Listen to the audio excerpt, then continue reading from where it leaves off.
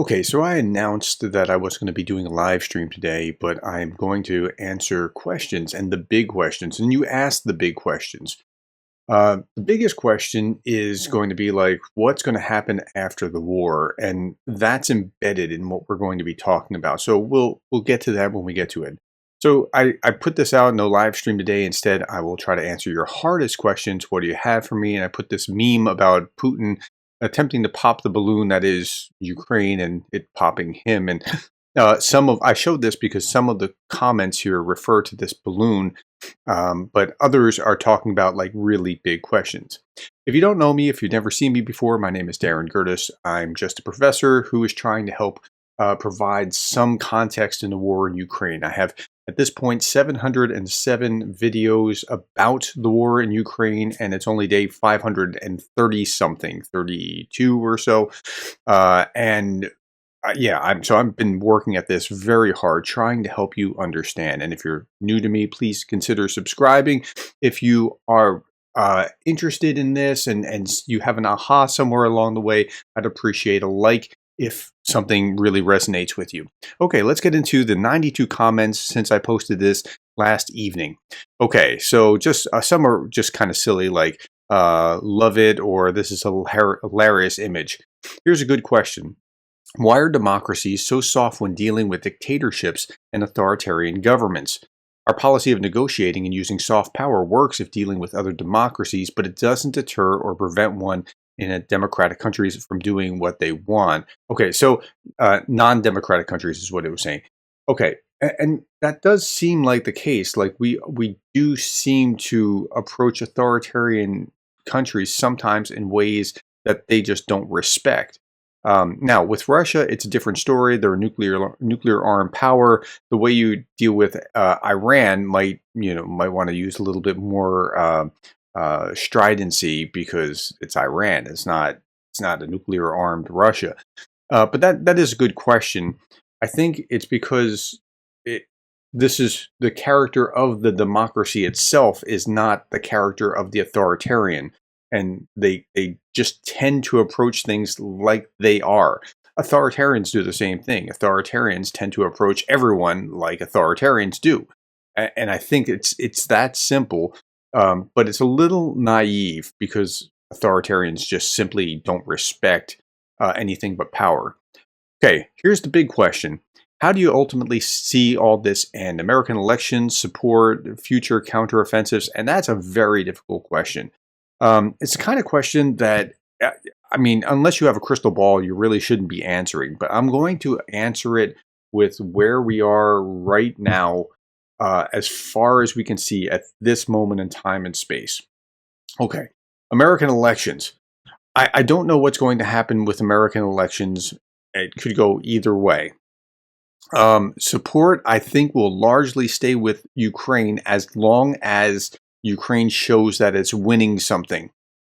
Future counteroffensives. I don't think the counteroffensive this summer is going to be dramatic. I think they'll gain a little ground and show other elements of being able to punch Russia and give them a black eye, but not take significant ground like cut the thing in half and take half the country back or half of the occupied land back. I don't see that. What I would imagine was that they'll give enough of a showing now to keep their allies in check. Yesterday I talked about how, as an analogy, Russia is a sole proprietorship and Ukraine is like a public company, and the public company has shareholders, and the shareholders want to see returns, and so Ukraine is feeling some pressure because of that. Okay, future counteroffensive. So next year with air power. Not in the winter. The winter is going to be rough again, and then next summer, spring, summer, whatever. With air power, you could see a significant difference in this, in the counteroffensive. Like if you had F-16s and Warthogs, it would be a very different approach into this counteroffensive. But without that air power, it's just a different scenario. How do I see all of it end? Man, I hate to even try to answer this. Okay, so what ought to happen is that Ukraine drives all of Russian out of Ukraine, takes all their land back, secures the border, and Russia is so humiliated that they need to sue for peace, that's what ought to happen. I don't know whether that will happen. I want it to happen.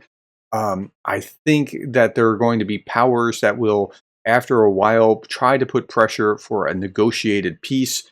And that might mean that Ukraine gets back what it had before everything, maybe even including the Donbass. And a negotiated peace might mean that Russia gets to keep Crimea and Ukraine gets to keep the previous Donbass area or something along those. I don't know, but that's the kind of thing that third-party negotiators are going to try to work out. And I don't think that that's a good scenario at all. With that, Russia will perpetually be a threat from Crimea, and they'll just be able to rearm and come back in 10 years, and then we'll be right back into it with perhaps a worst-case scenario.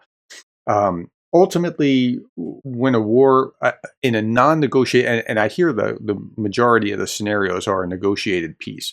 In a non-negotiated peace, it's when one country finally is so beat down that they just cry uncle and are willing to take whatever terms. I don't know that we'll get there, but I certainly hope that we can get to a place where Russia has to sue for peace. But the majority of critics and pundits seem to think that a negotiated peace will eventually come. And I don't know what that would look like, but that's what they seem to think. Okay, I heard that that in the Ukrainian and Russian versions of the Budapest Memorandum, the word guarantee was used, where in the English version, the word assurances was used. Is that true? Here's why I ask. Several times when I pointed out Obama, Trump, and Biden all failed to honor the Budapest Memorandum, someone pipes up and says, well, we only offered assurances, so we're not obligated to do anything. Yet the Ukrainians would never have handed over to Russia the third largest nuclear arsenal in the world unless they believed that the world would protect them if attacked. Did we trick them on purpose or simply fail to honor our commitment after the fact? Okay, so some background. The Budapest Memorandum was essentially this agreement that post-collapse of the Soviet Union, Ukraine's its own nation, Russia's its own nation, and Ukraine, there's a lot of nuclear weapons in Ukraine, and to make the world a safer place, let's put those, consolidate those in Russia, and we'll give Ukraine guarantees or assurances, or like essentially we're saying we will make sure, and the United States, UK, and Russia were supposed to guarantee their security. Like, how ironic is that, right? They were supposed to guarantee their security against, they were supposed to have defense. So there's a reason that Ukraine didn't really have much of a defense before, because they had it guaranteed. Canada has an army, but for the most part, nobody invading Canada is going to have a happy day, because the U.S. does not want to see that kind of thing happen. It's that kind of scenario, right? And so, okay, assurances or guarantees. I don't think they meant a trick. And by the way, one more thing about this. While the nuclear weapons were in Ukraine, all the codes and all the connection was from Moscow. So it's not like Ukraine could have used it to begin with. But nevertheless, it got consolidated. And I don't think there was anything really in that was, excuse me, my coaster fell off like that. That's from Ukraine. I'd urge you to patronize, to buy things from Ukrainian producers in order to be supportive of what's going on in the war. Okay, so yeah, so I don't think that the language was meant to trick. I think we were just failing to honor our commitment, and we are now honoring that commitment, and Russia is transgressing it. And Putin said once, somewhere along the way, 2010 or something like that, that he didn't plan to honor that, and that would, like, he said that, I'm trying to remember to who, like to McCain or to Bush or somebody. I don't remember who it was, but somewhere along the way, maybe Obama, I don't remember. He said, I don't plan to honor this. And sure enough.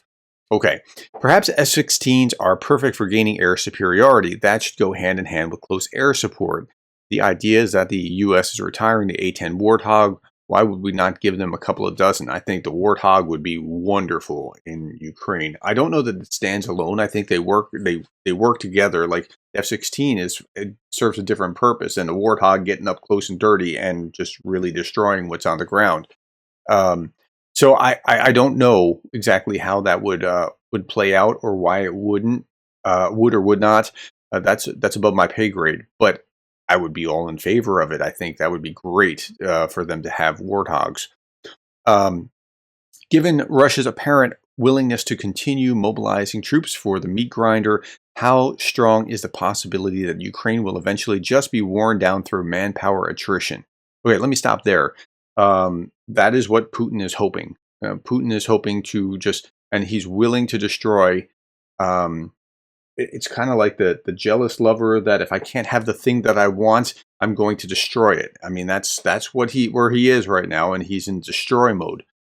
And that's why we're seeing the use of rockets the way that we are, I think. It's not destroying the military, it's destroying Ukraine. Like, he wants the destruction of Ukraine.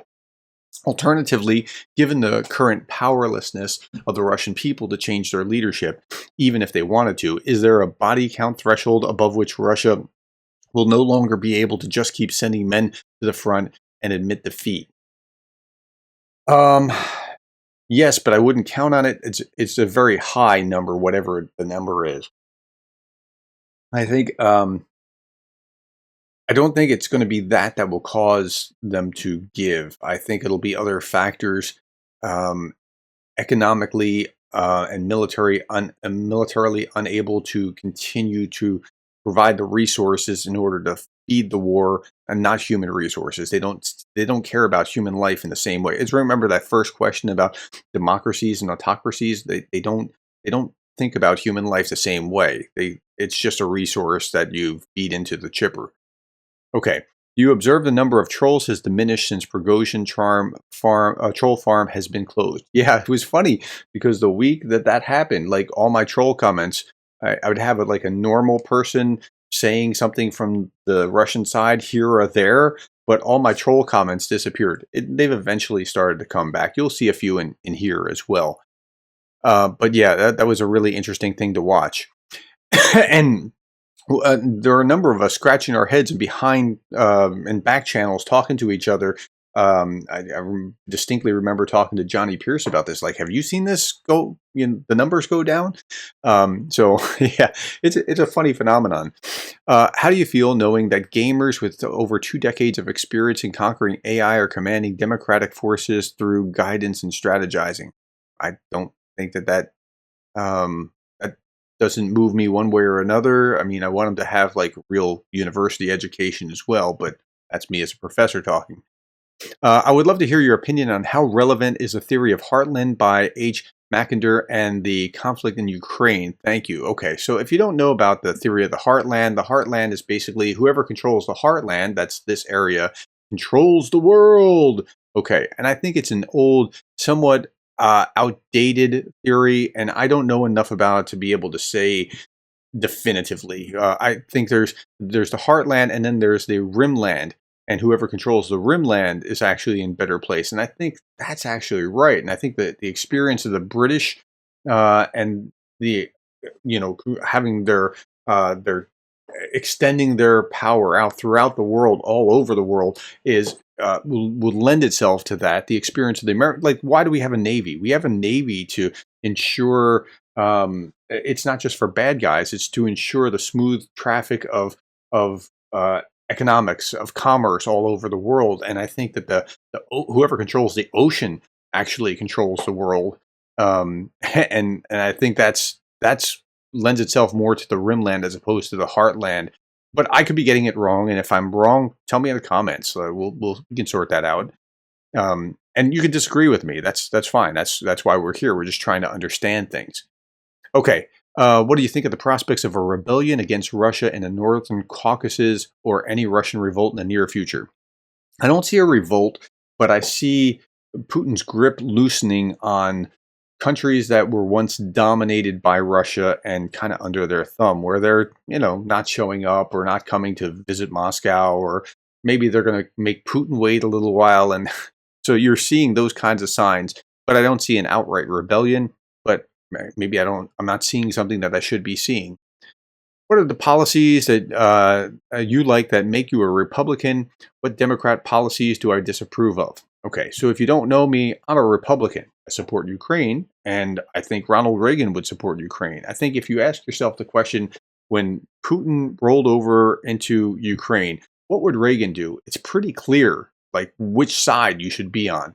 As far as being a Republican, I'm full-throatedly a Republican. I am a Republican. No, I'm not racist. I mean, that's kind of a stereotype that the left pushes on the right. But no, I'm not racist. But as far as policies like lower taxes and pro-gun and whatever else, I mean, I want free trade. I mean, yeah, I'm free markets. I'm a Republican. Think Republican before Trump, because something changed when Trump came in, and he infused some different thinking. So if you roll back the clock a year before Trump and what you know of Republicans, that's my kind of old school Republican. Okay.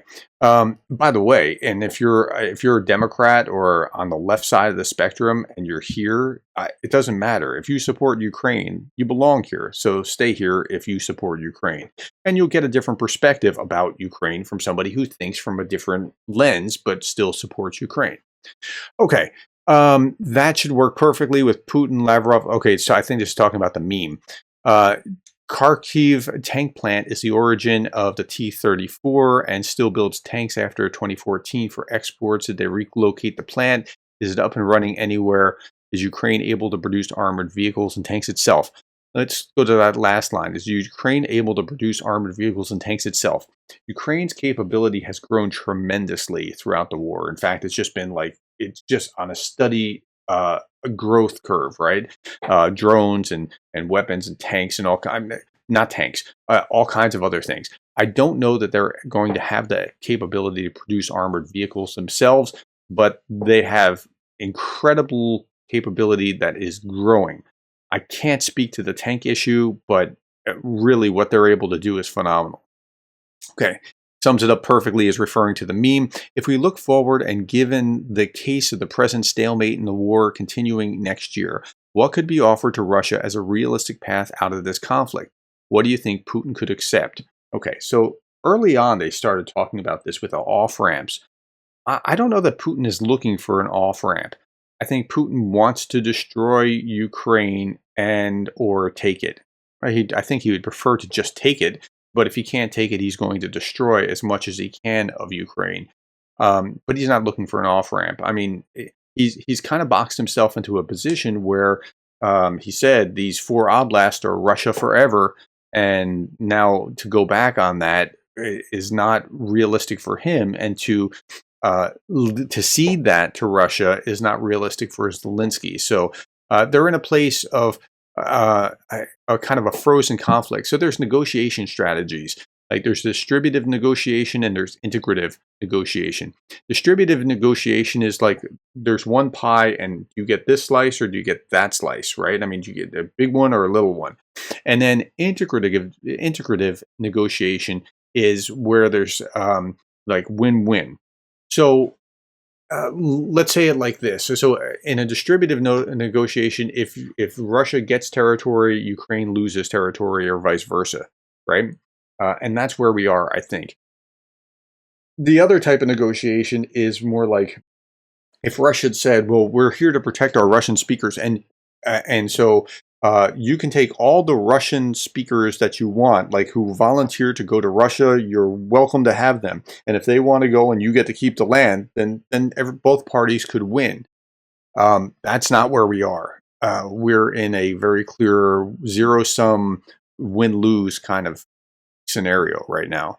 Okay, I love the photo of Putin straight away, magical mystery tour. Professor Anna from Ukraine once posted this question. What do we do with Russia after they lose the war? How to treat them? Seeing them and their whole society appears to be infected for centuries with orcish ideas. Can they be changed? Can they embrace democracy? She ought to know what she's talking about. She lives right next to them and is highly educated. She is. She's a professor. Actually, she's an administrator at a university. So yeah, I think very highly of Anna, I watch her regularly. Okay, so how would I answer her? It depends on how the war ends. And so if you end it in some kind of frozen stalemate or some kind of negotiated solution, you have the problem continuing. The problem will remain. After World War II, what happened to both Germany and Japan is instructive, though. Germany and Japan having to unconditionally surrender, um, the foreign powers intervene in society to the degree that they demilitarize, that Germany is even just like a little bit too peaceful now. Right? But that's better than kicking off another world war, because, you know, 2 in a century is enough. And so you can actually change. And Japan, same way, has a much less, like, the Bushido culture has been really pushed out and replaced with a much more democratic bent. And I think that that can happen, but it can only happen if Russia has to fold. Jake Bro, for example, thinks that Russia will be, eventually just crumble. I don't think so, and nor do I hope so. He hopes so. I don't. I don't, because I want it to stay together and not fall apart into factioning warlords and that kind of thing, because I want Ukrainians to get their children back. I'm sure he does want them to get their children back as well, but it makes it so much more difficult if there's not a clear line of authority. Um, and so what do you do with them after they lose their war? Well, they have to lose the war the right way in order to get these to this other place where that's not a continual threat. And that's what I would hope to see. Okay, can you agree on the fact that Ukrainian counteroffensive means weakening the Russian efforts behind the front lines as much as possible, plus bringing the war more and more to the Russian territory? You agree we will see these tactics for many months now until RU forces have to retreat in goodwill gestures due to lack of supplies in different occupied positions? I can see the okay. So with that, let's look at this. Just a couple days ago, I did this video, just yesterday. It's already got 60,000 views, which is pretty high for me. This one is completely different. Okay, so I'm talking about Ukraine's third counteroffensive strategy. The first one was just this kind of let's test and then see what we can do and get through the trench lines. Didn't work very well. Lost a lot of equipment and some good men. The second one was to do exactly what he said. Who is this that saying this? What Story Snippet said, which is that they're going to try to weaken the Russian efforts behind the front lines and bring more of the war to the Russian territory, is the third. So in the second one was trying to knock out the supply lines and things so that they could get through. And then the third is to keep the Russians kind of off balance by having a drone attack here and a drone attack there and an attack over the border here. And you never know exactly what's going to hit.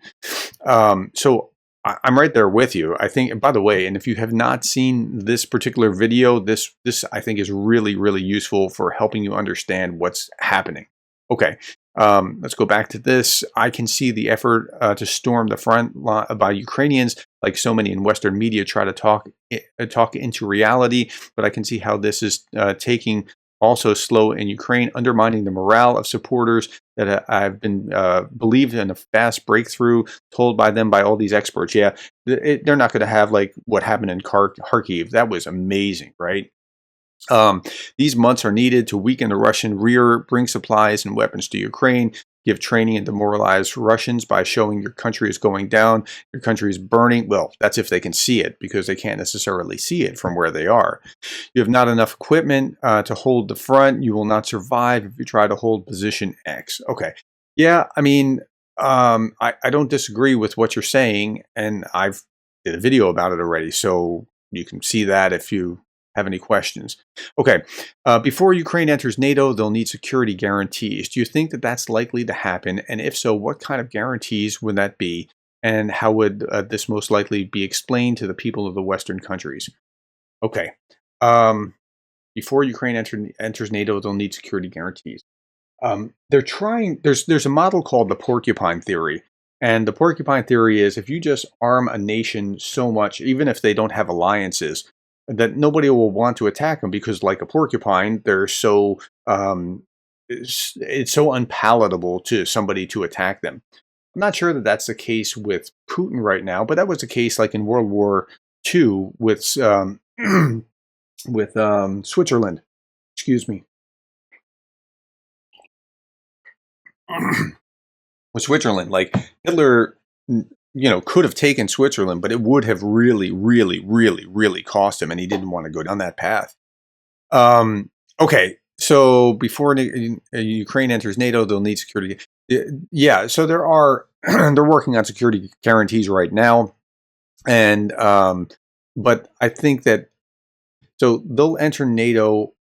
I think one way or another, with or without those oblasts. If it is, I mean, if Ukraine gets to a negotiated peace and they can't see a way forward because partners, remember, partners are like shareholders, just are unwilling to do that because they're unwilling to give more equipment or material because they're tired, and Ukraine really can't carry on beyond it.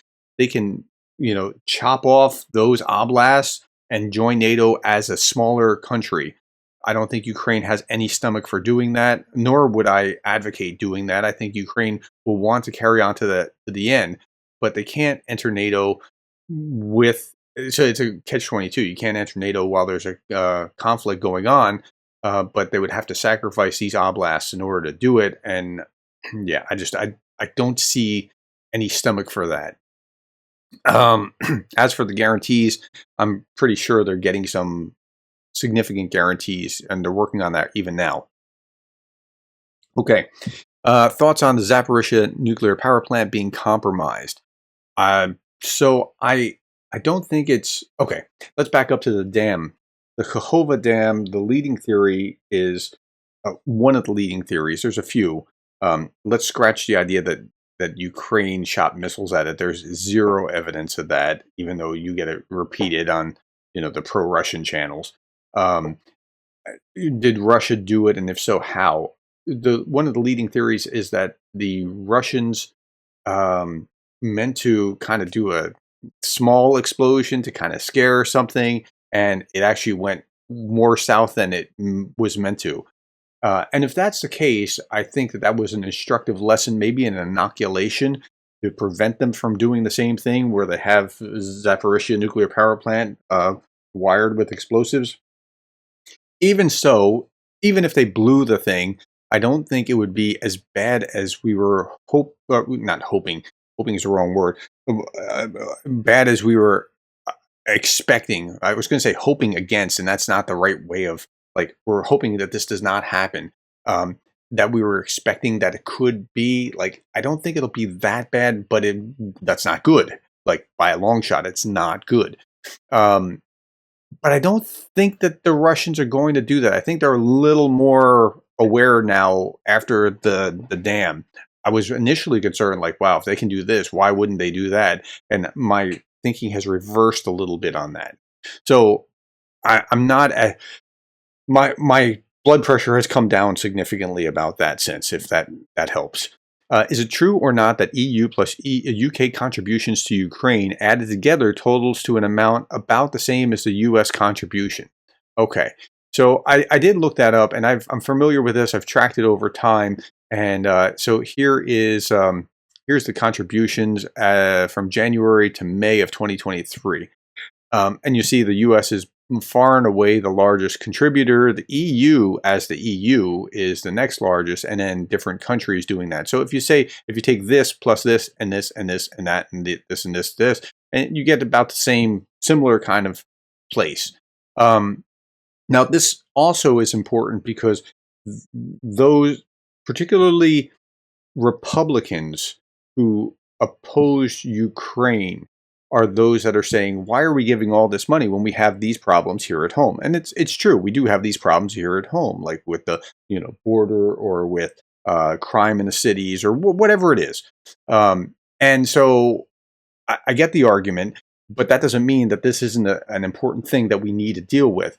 Now, why are we dealing with it? Like, this isn't our backyard. This is your backyard in Europe. But again, and I get the argument, but this is the cost of leadership. I mean, if you're the leader in the leader by being the 800-pound gorilla, well, there's a time where you have to pony up because you are the leader. So I get that, but it's not that they're not doing their part, but many of them are doing much of their part through the EU indirectly, as opposed to directly through their own country. So I hope that helps clarify some things.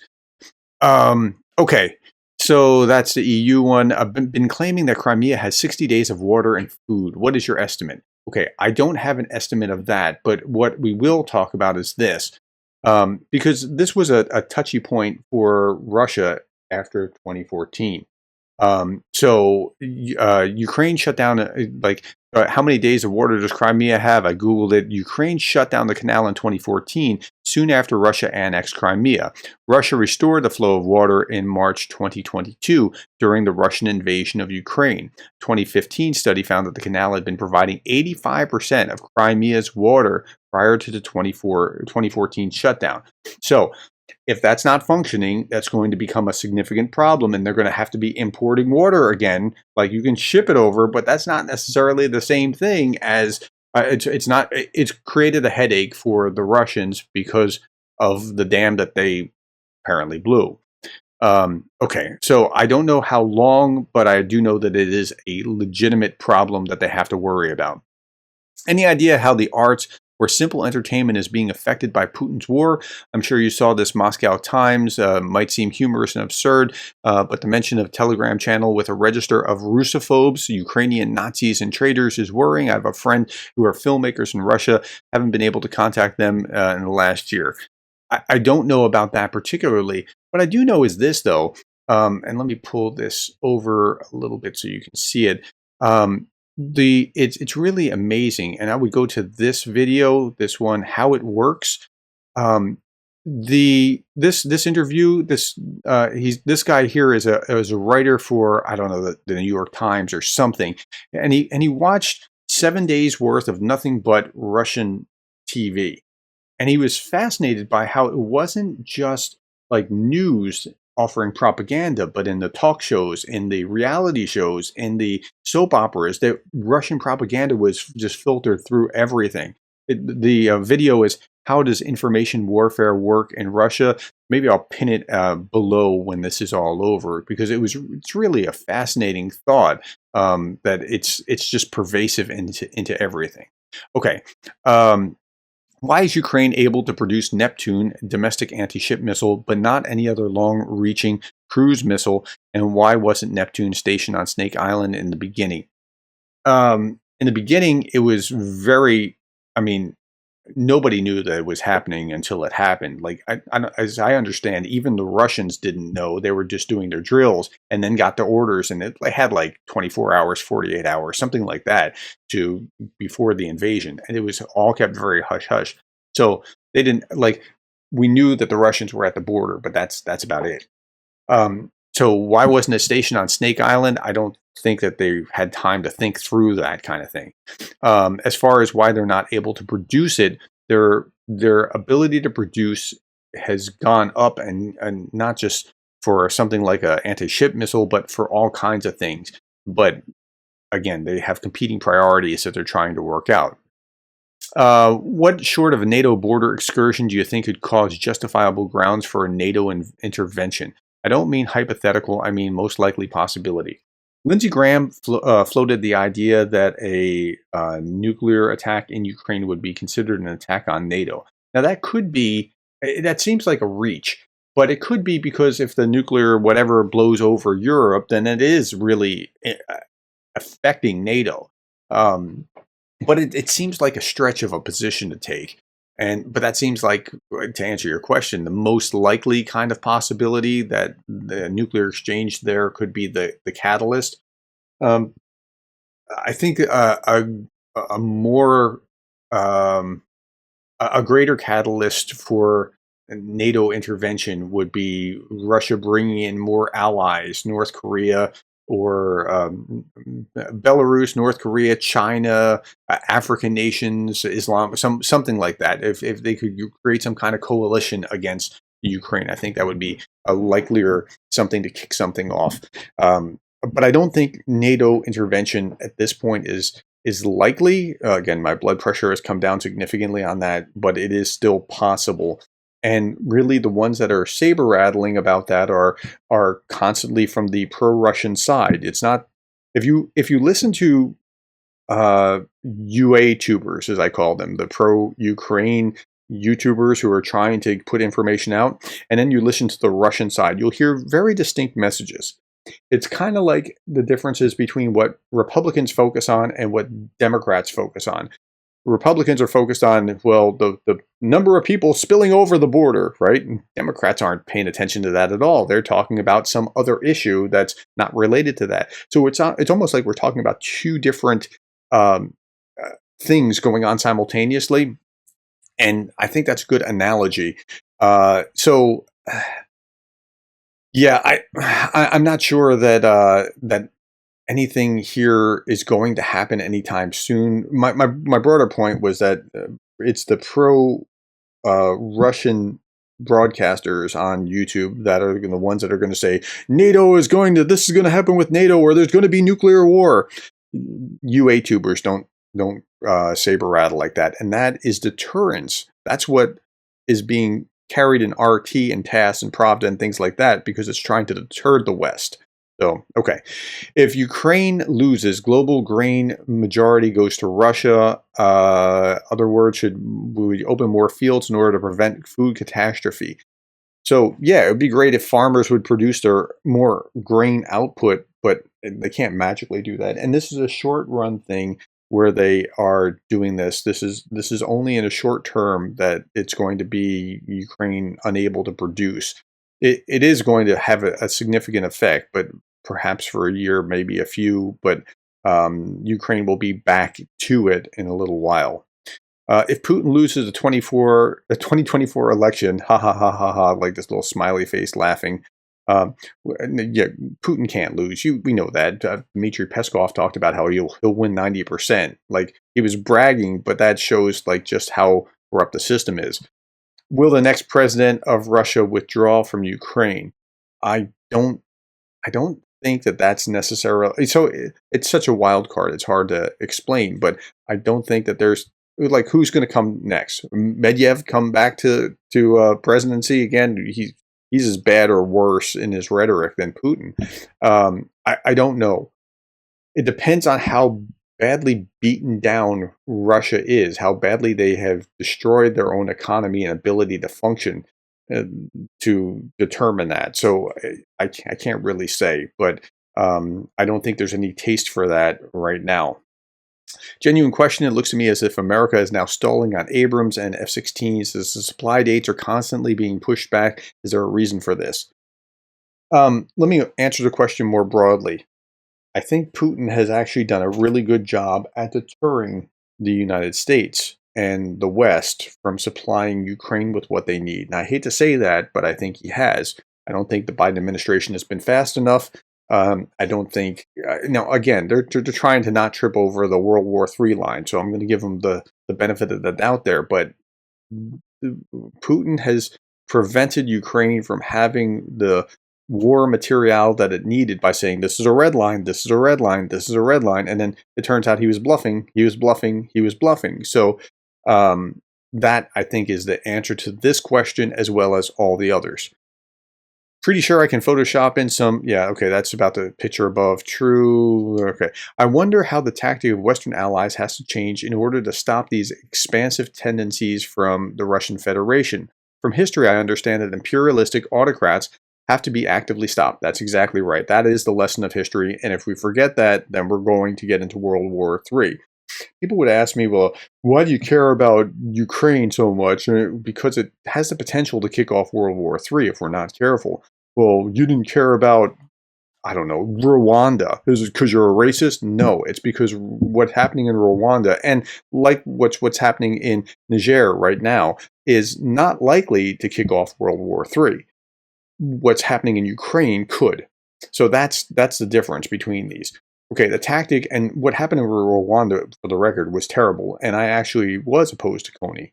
Okay, anyway, the tactic used at the moment is unique in history, assuming that it is supposed to stop this war and the imperialistic tendencies of the Russian Federation and bring peace in the long run, isn't it?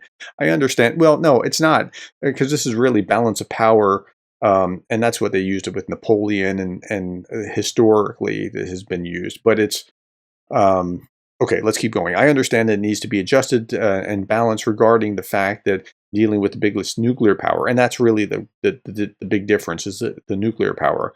I understand that the Western allies are not that many at all, so sacrificing Europe, thankfully, is unthinkable.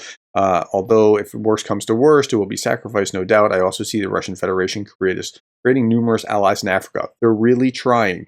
They're really trying to create nuclear allies in Africa. This is the Russian strategy, and I would urge you to look at this. This is the game that Putin is playing now. You want to understand the African conference, what's happening in Russia. He's really working to attack, not to attack, to realign himself, and so that the BRICS Plus can be a counterweight to the West. He's really working on that. I understand the Western allies are not that many. Okay. I also see Russian Federation creating numerous allies in Africa. It looks like Europe will be facing Russian Federation / Belarus / China, East and African allies. Yeah, I mean, in a potential World War III scenario, that is what it could look like. I don't think so. I don't think China wants this at all. I think China wants to be done with this, and China actually might become the big mediator. It sounds weird, but China or India or somewhere out there might become the big mediator. China just wants the Belt Road, and they want to trade and wants to get done with this, but they're not really happy about seeing Russia being just devastated, although they become the senior partner. Okay, what can or should be done? It's getting worse, not better. Europe doesn't want a war on its land as much as the U.S. doesn't want a war on its land, let alone an unthinkable nuclear war. I fear that that's the main contributor of the current behavior of the Western allies. Yeah, you have to stop Russia. I mean, that's what this amounts to. You can't allow this to happen. If you allow this to happen, and we did allow this to happen in 2008, and we winked and said, that's bad. In 2014, we said, hey, you really shouldn't be invading like that, and we did nothing else. And so Putin thought he was going to get away with it, so we encouraged him in the same way that Saddam Hussein thought that, if I knock over Kuwait, nothing bad will happen to me. Nobody's gonna be that interested and try to stop me. Okay, how many Russian trolls does it take to change a light bulb? Brilliant. What do you think of the guy from Live with Jackson Hinkle on YouTube? The Dive with Jackson Hinkle. I think he's underinformed, very sure of himself, and I have taken him on a few videos, and he's just spouting Russian talking points. I mean, that's his whole shtick. What's Putin's state of mind right now, and what are his plans? Putin is a rational actor. I was watching this last night before I went to sleep. Let me see if I can find this. This is Times Radio, The Psychology of Putin. A psychiatrist reveals what's really wrong with the Russian leader. And I'm just going to quote 30 seconds of this, maybe less. Oh, hold on a second. Before I do that, I have to actually change my sound output to this, and then put this in, see if that works. Okay.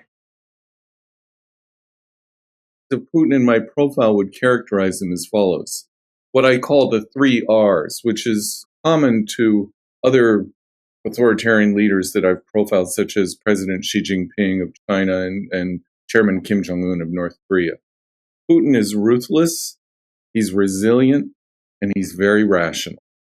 And I think we have to keep that in mind. And I think there's a tendency I think people get his ruthlessness, but I think they underestimate, and I think more and more they see his rationality, albeit through his eyes, but they underestimate his resilience. And that's important, especially in light of the recent mutiny by Yevgeny Prigozhin back.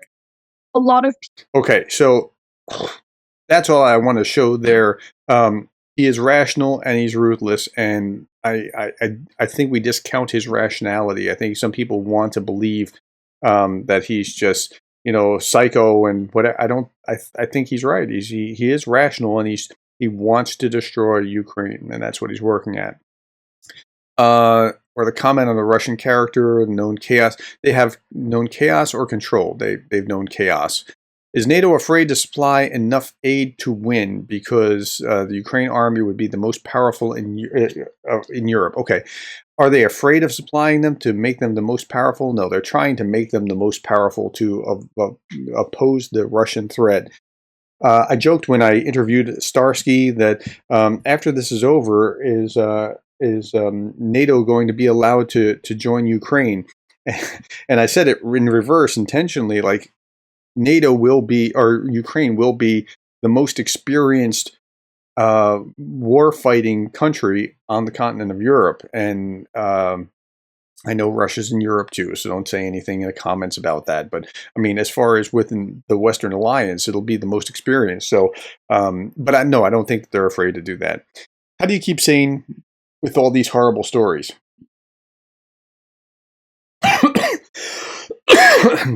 That's a really good question. This isn't my first time doing this. In my master's thesis, I wrote about the atrocities in the Third Reich. It was called The Devolution of Human Life in Nazi Germany, essentially the process by which you could make people non-people and then kill them. I don't know why I did that. I was kind of a glutton for punishment. And in my doctoral dissertation, I cured that by reading about the American founding fathers and their system, and it was such a breath of fresh air after reading about the Nazis.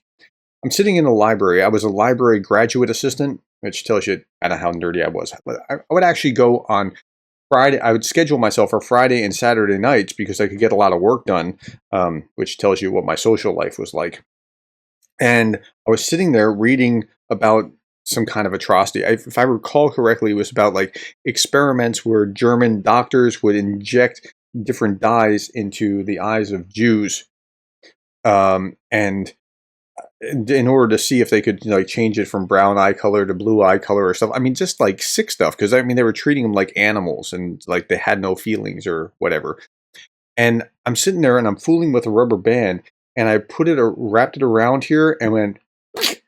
And I'm like, whoa, I got to stop reading this. I mean, I know when I'm at my limit of like, I need to back off a little bit, but I also kind of look at this clinically. Like a doctor doesn't look at a woman on his examining table like as you would if it was a date. And I kind of like try to filter through that, especially when I'm dealing with Russian propaganda. I'm trying to understand, and I do lots of reviews of Russian propaganda, and I'm trying to understand what are they trying to communicate. Not just what are they saying that makes you mad, but what are they trying to communicate by saying that in order to make sense of it. So that's how I stay sane with that. Okay, to me, this looks like 1989 all over again. Just the Soviet Union broke on the back of Afghanistan. Internal pressure rising inside the Russian Federation. RUTV Channel 1 this week admitted the losses of 284,000 KIA.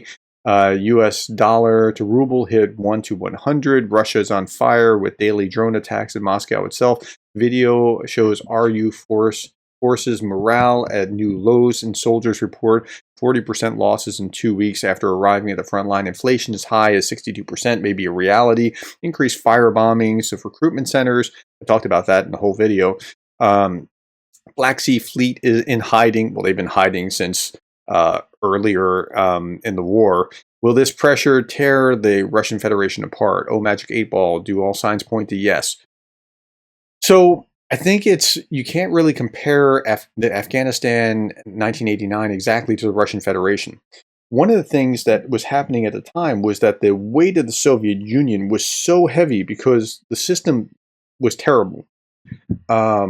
The Soviet system it wasn't a free market. It was a managed system where, like, there was a conversation where Gorbachev was asking Reagan, like, how do you feed all these people? Like, how do you, like, and it was perplexing because you just go to the store and get stuff and Like the market takes care of so much of this. You don't have to have it's a planned economy in the Soviet Union, and it was like collapsing under the weight of itself.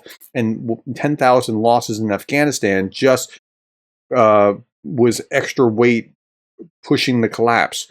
In some ways, and it sounds weird, but in some ways, Russia is stronger because it's not that. Glasnost and Perestroika were to like give this freedom so that we don't have to pay for your stuff, right? I mean, it was that kind of thing. And Russia is not in that place. Now they're degrading themselves, but they didn't have the original weight of the Soviet Union causing the collapse. So I don't know that it's quite the same thing. Like just to compare to the Soviet Union losing 10,000 in Afghanistan and then that breaking. So Russia is weirdly stronger than the Soviet Union in that way, if that makes any sense. But they are diminishing themselves regularly. How long will it take? I don't know. But I would argue that it's probably going to be this economic and inability to produce military goods kind of pressure that's going to have more of a detrimental effect than something like too many servicemen lost or something along those lines. They don't care about human life in the same way that we do. Okay, what is 9 times 60 trillion divided by pi plus 87 million times the quarter of the speed of light? I think the answer is 42. And if that's not the answer for this, it's the answer for everything else. Some of you will get that. I'm a Vietnam veteran, West Point dropout, studied international relations at Berkeley on a GI Bill, and I know exactly what transatlantic elites think of stupid American cowboys who protect them. And until the invasion, my attitude was to let the EU defend themselves, since Russia's economy is smaller than that of Italy's, and it's mostly consisted of selling oil and gas to the EU. But with the invasion, I switched. I thought this was like Hitler's Germany invading Poland. That's exactly how I processed it. I was like, wow, there's some crazy, eerie parallels here. But now Russia has effectively lost. Putin's dreams of restoring the mother Russia is gone. Their military has been devastated and sheltering behind their own Maginot Line of minefields and fortifications. They are desperately trying to hold on to the Russian-speaking eastern portion to prevent a complete rout. So please forgive the long-winded intro. This was a great intro. I thought it was wonderful. But perhaps as a two sides grind to a World War I style stalemate, we should work to freeze the lines and end the war. Okay, I would like for you to address something I've never hear. What the motivation? So I wouldn't argue that we should freeze the lines and end the war. I think that's what Russia is hoping to get out of this, is to freeze the line and take what they grabbed. But that's like saying, okay, criminal that broke into my house, you got away with my TV and my jewelry, and I just want it to stop. So go ahead and take my jewelry, and it's okay. We'll just stop here. That's not justice in any way. I'd like for you to address something I never hear. What is the motivation of the DNR and LNR forces? They've been fighting and dying in huge numbers for Russia. I never hear of a mutiny. Well, that's because they don't want to die, so they don't mutiny because they're being sent to the front lines in large groups. Perhaps if the Russian speakers of the eastern Ukraine are willing to fight for the right to be Russians, and there are some that are like that. That's true. Why not recognize that? And the same for Crimea. I hear lots of criticism of Biden not providing M1 and F-16s, long-range missiles. Why aren't the Europeans filling the void? This guy's asking a lot of really good questions that Republicans are asking when they're siding on the Russian side. And they're not necessarily meaning to side on the Russian side. They're just saying, like, what's going on? Europe, fight your own war. Like, we don't want to have to do it. Like, we're far away from you. You should be fighting your own war. In a weird way, Trump was actually helping NATO by causing them to say, like, hey, you got to start paying your own bills. And they weren't paying their own bills. And they got serious about paying their own bills only because Trump was provoking that. Now, he wasn't doing it because he was on their side or anything, but he was saying, like, why are we shouldering the bill? So I get that. I hear lots of criticism about Biden not providing M1 tanks, long-range missiles. Aren't they? Okay, they have 18 months to increase the defense spending and speed, equipment, and transfers, but they dawdle. Even Britain is reducing the size of their army. Perhaps Germany, Italy, Spain, etc. aren't very concerned. Why should we care if most of them do not? So Europe really needs to step it up. And if they don't, then this gives the pro-Russian side in the U.S. that argument that he just articulated. He's not a troll. This is something I very commonly hear from Republicans who are like, "Why are we doing it? Why are we involved?"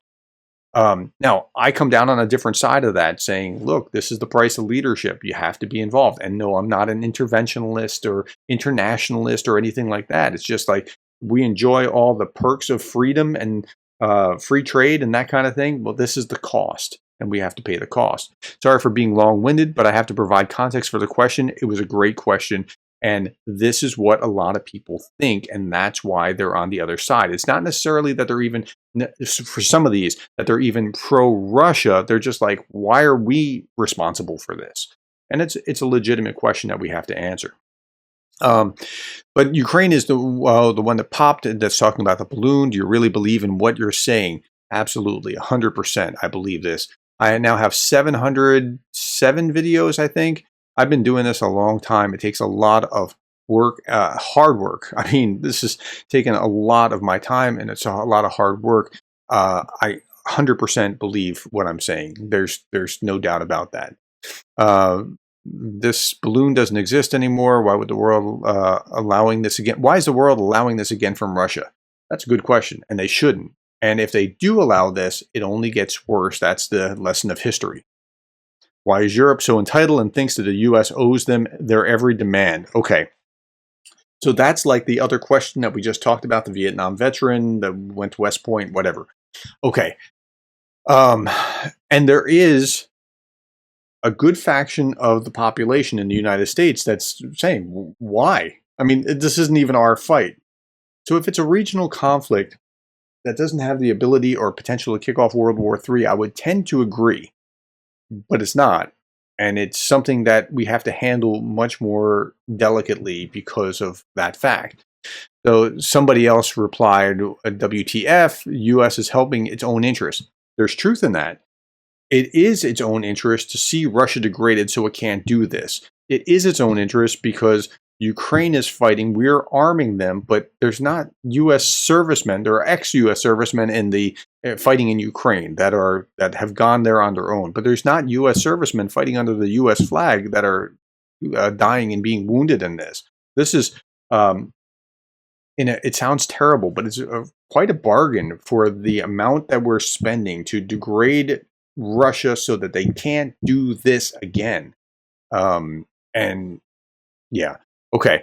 U.S. are here of their own accord, and that's true. They are doing that of their own accord, and I think it's actually a positive thing to be working to keep this from spreading anywhere, like Moldova or onwards into, God forbid, Poland and the Baltic states, which would kick off World War III.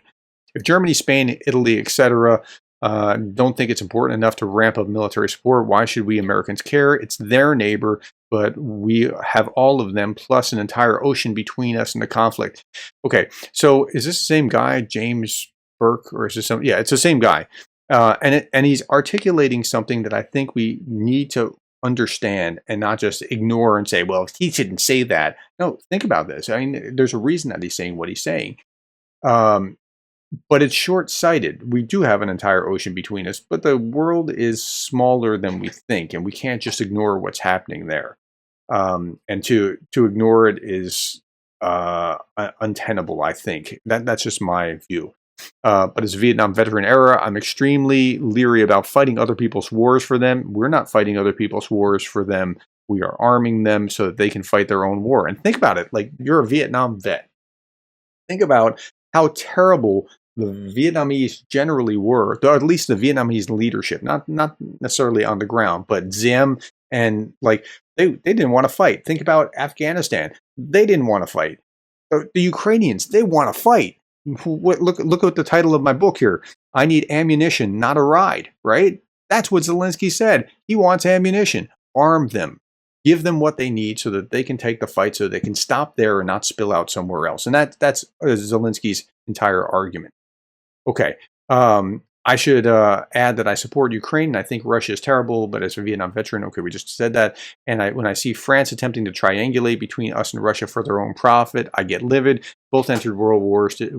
We entered both world wars to save them, but they left NATO in 1966 and left us, the U.S., holding the bag facing the Soviets. So they didn't actually leave NATO, I believe, although de Gaulle threatened it.